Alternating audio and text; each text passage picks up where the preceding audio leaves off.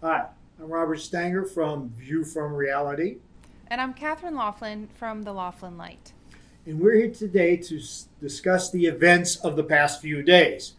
So, Kathryn, why don't we talk a little bit of what is your take on the events that have transpired, let's say, in the last 48 hours? So that's a very good question. There's been a lot transpiring over the last 48 hours related to the election results, especially here in the state of Pennsylvania.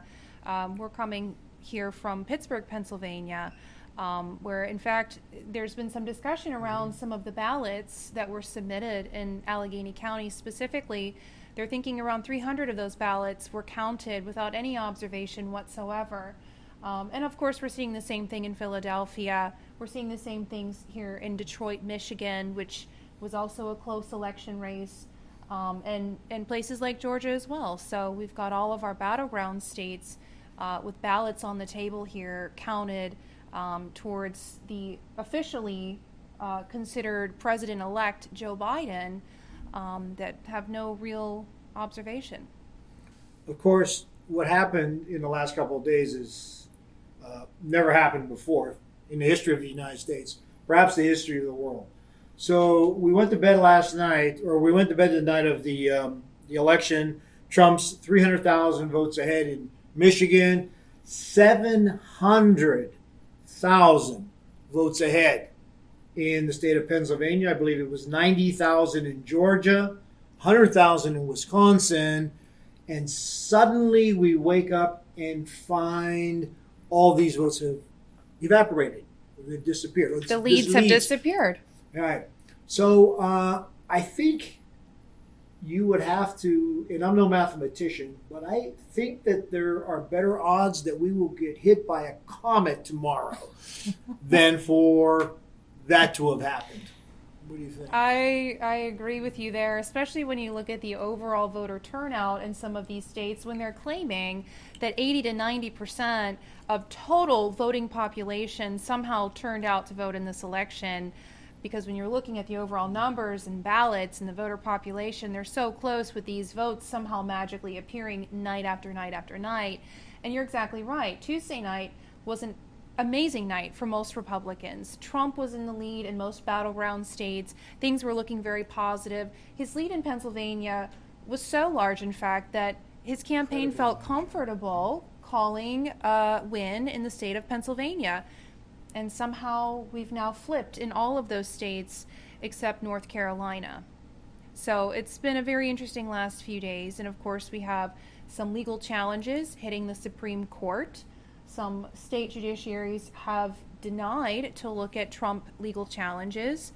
And I'm hoping that they take it a step further and look into some of these fraud claims. Of course, everything that has occurred is a mathematical impossibility. And any reasonable, objective person has to conclude that there is something very, very suspicious going on here.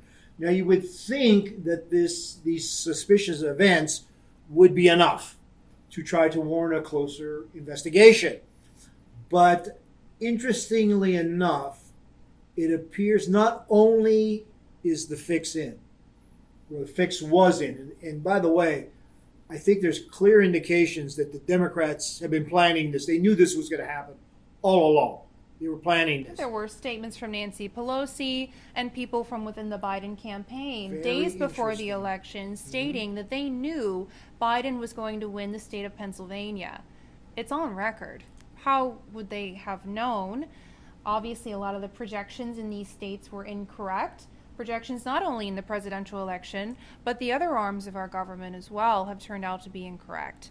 So it's interesting that they made those calls before election night. And what I find disturbing, as if this whole event wasn't disturbing enough, is that how many people seem to be in on the fix.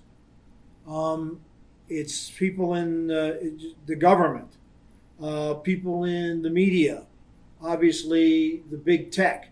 It's almost like everybody got together months ahead of time and all got into a room together to plan it because it could not have gone any better. the unlikely events that had to occur, that had to fall perfectly in place for Biden happened. And it just seems strange to me that objective, reasonable people could not question that. Exactly. I couldn't agree with you more. There's an old saying that goes, the fatal enemy is not from without, but from within. And I think that's exactly what we're seeing here in this election.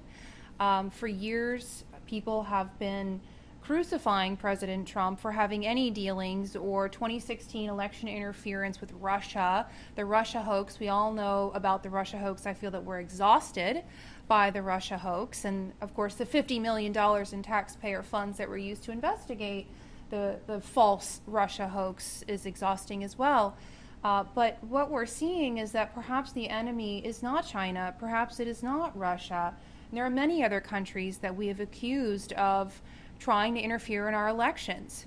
In fact, what we're seeing here, the facts clearly point to elected officials within the United States of America, citizens, people on committees involved in these voting boards, continuously cultivating fraud within our own elections to benefit one candidate. And we can see this on many isolated instances. There is a documented case, which I'm sure has happened more than once, but there is a widow in Texas who did come out to say that her deceased husband, he's been deceased for years, received a ballot at their home. Of course, we shouldn't be sending ballots to deceased citizens of the United States, but we are, and we know that's been going on for many elections. She actually wrote in the ballot, signed it for him, and sent it in, and we're assuming his vote was counted as well as hers. We have Project Veritas, who has been diligent about trying to uncover some of the fraud leading up to the election, who has on video USPS workers having dealings with Democrat representatives saying that they can deliver handfuls of ballots, quote, handfuls of ballots, we're assuming for those Democrat individuals to fill in and submit on their candidate's behalf. So we've got many situations going on that are documented. So for people to say that there's no evidence and there's no basis for Trump's claims of fraud is absolutely absurd. It is absurd. As you said, there are videos, there are eyewitness testimonies to this going on. And the fact that everybody seems to be ignoring this is bizarre, which leads me to conclude, as I said before, the fix was in and everybody was in on the fix. And again, we're talking about people in all levels of government, obviously the media, the big tech, but also the corporations. And this is very, very disturbing. In my mind, this week what we saw was the death of American democracy. We are now not that much different than Russia. We are an oligarchy. And there's no longer a rule of the people, but there's a ruling class that exists on many different levels and many different divisions.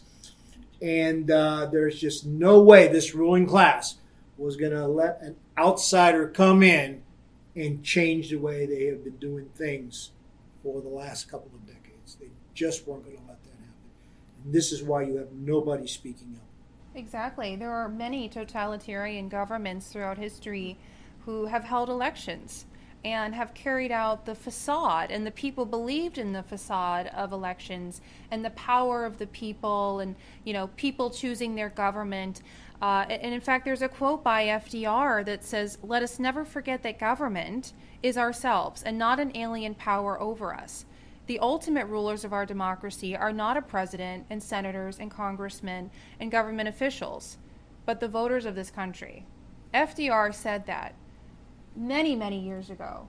However, what we're seeing now is that millions of votes have been cast illegally, unrepresented, and have been counted in ways that we will possibly never know, even if we do carry out investigations into these inner cities in particular, like Philadelphia and Detroit and Atlanta, who are being accused of carrying out massive fraud. Even if we do investigate it, a lot of the evidence may be gone. They've taken the ballots out of envelopes. They've disposed of all of that, the leading indicating information. So now all we're left with are ballots that could be from anyone, that could be signed by anyone. We'll never know. So we'll never know the extent of the fraud at this point, which is very scary. But to your point, many governments, very brutal governments, have carried out elections.